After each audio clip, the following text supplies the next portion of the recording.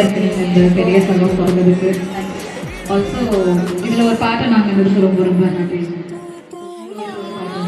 So அப்படிதான் எங்களோட friendship வந்து இப்போ நாங்கள் எங்களுக்கே ஒரு ஷோ பண்ணி கொடுத்தது எங்களுக்கு ரொம்ப ஹாப்பியாக இருக்கு. ஸோ ஹாப்பியாக and also sir okay all the best.